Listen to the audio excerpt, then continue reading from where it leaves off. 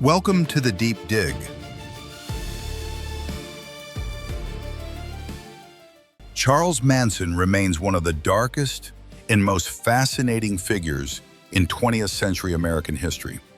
His name is still synonymous with pure evil, psychological manipulation, and the definitive end of a hopeful era. In the late 1960s, when the counterculture movement in America was reaching its peak, filled with ideals of peace, harmony, and free love, Manson managed to exploit this vulnerable atmosphere to create a twisted, dangerous cult.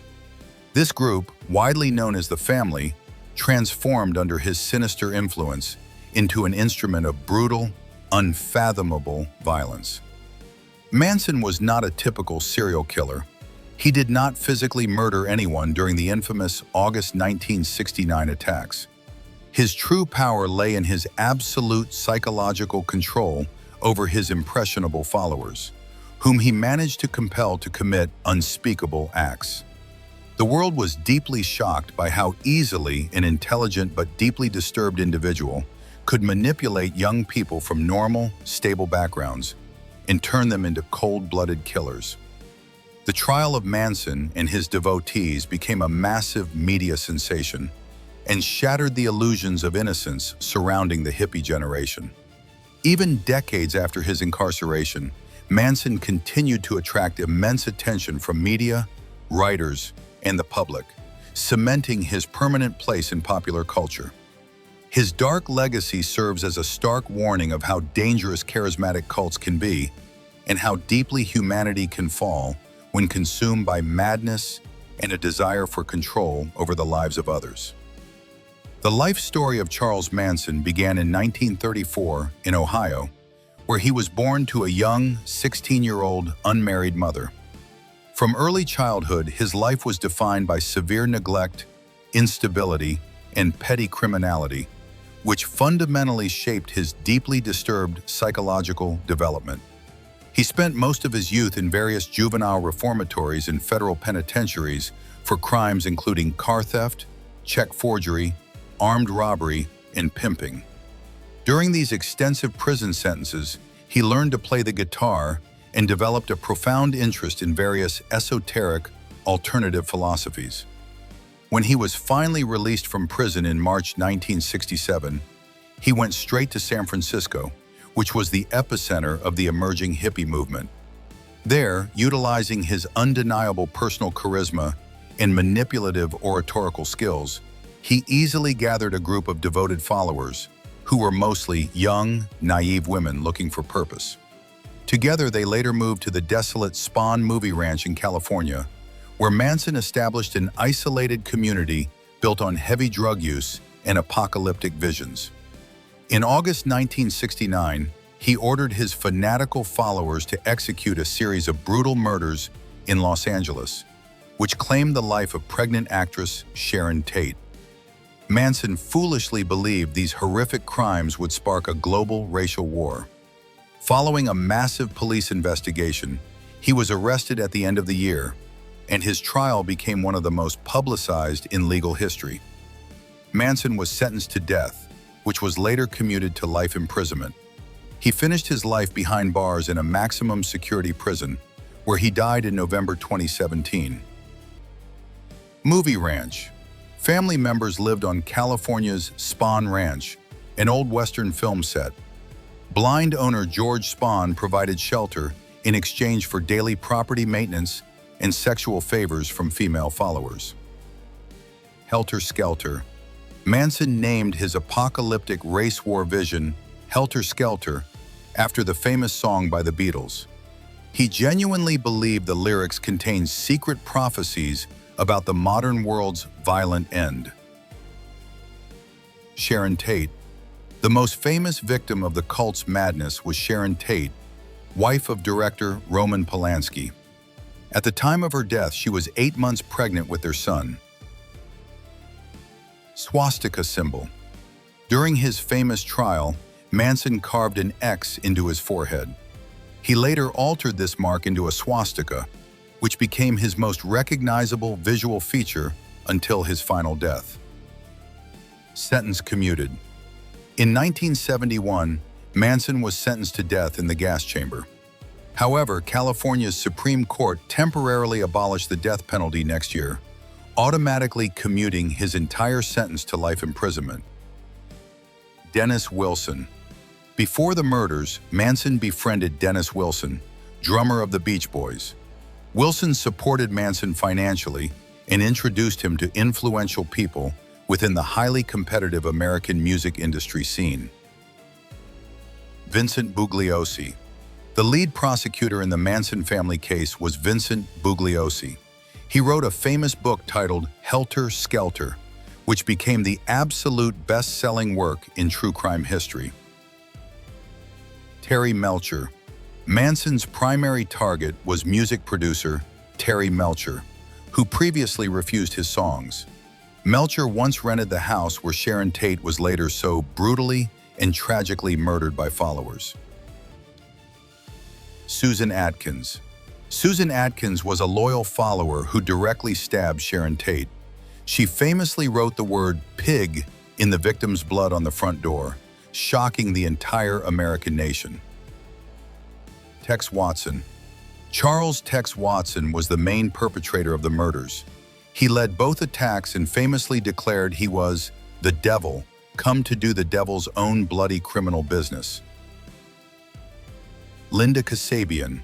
Family member Linda Kasabian acted only as a lookout driver and did not participate in the actual killings. She later received full immunity for testifying against Manson at his trial. Drugs as control. Manson heavily utilized hallucinogenic drugs, specifically LSD, to manipulate his followers. He organized group rituals to weaken their individual free will and successfully program their minds for total blind obedience. LaBianca murders. The night after Tate's murder, the cult attacked Leno and Rosemary LaBianca's home. Manson was present, tied up the couple himself, but left the actual killing to his loyal followers. Parole denied. During his long incarceration, Manson officially applied for parole 12 times. Every single request was immediately rejected by the board because he never showed any genuine or true deep remorse. End of life. Charles Manson died on November 18, 2017, at the age of 83 in hospital.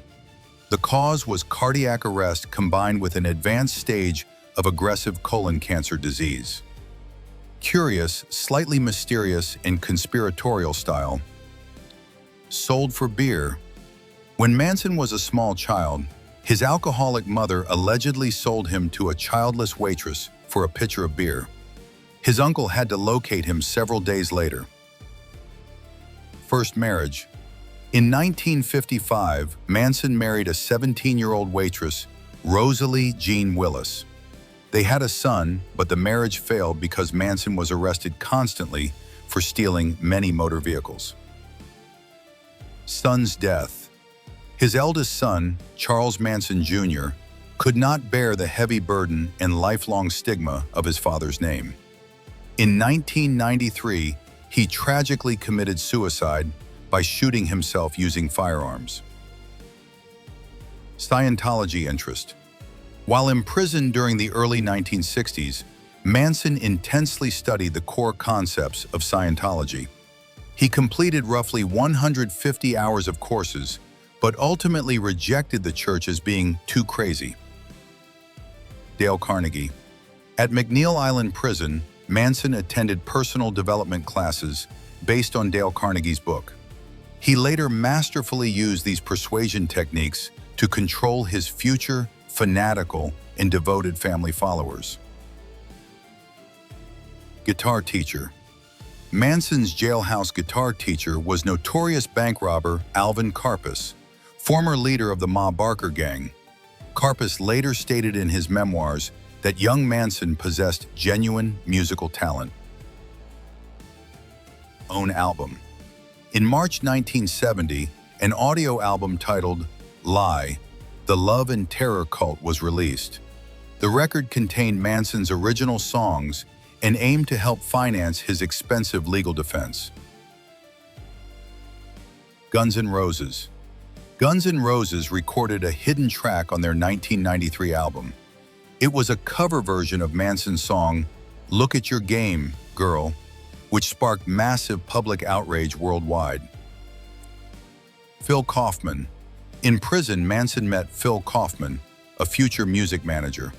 After release, Kaufman housed Manson and was the key person who pushed to publish his original musical album after arrest.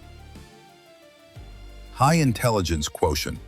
Prison psychological testing in the 1950s measured Manson's IQ at 121. This proved he possessed above-average intelligence, which he maliciously used to completely dominate weaker, highly vulnerable human individuals. Hot air balloon. In the 1970s, remaining family members plotted Manson's prison escape. They planned to utilize a hot air balloon or hijacked airplane, but police discovered everything before their actual final implementation. Prison engagement. In 2014, Manson became engaged to a 26-year-old woman named Afton Elaine Burton. The wedding was canceled after discovering she cynically wanted to commercially exhibit his corpse. Secret funeral. Following legal battles over Manson's body, his brain was removed for scientific study.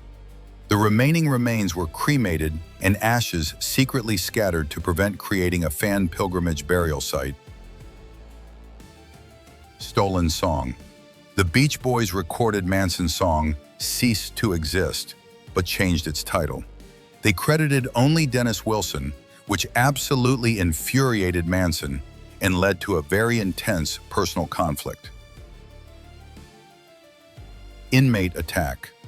In 1984, Manson was attacked by fellow inmate Jan Holmstrom, who doused him with flammable liquid and set him on fire.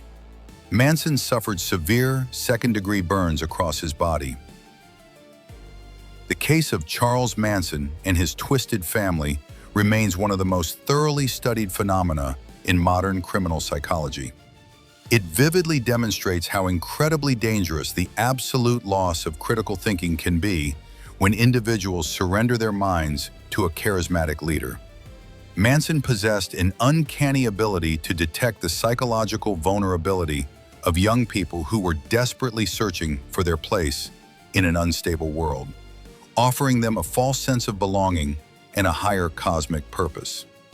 The fact that he did not personally murder any of the victims from the Tate LaBiancas attacks adds an even more terrifying dimension to his legacy.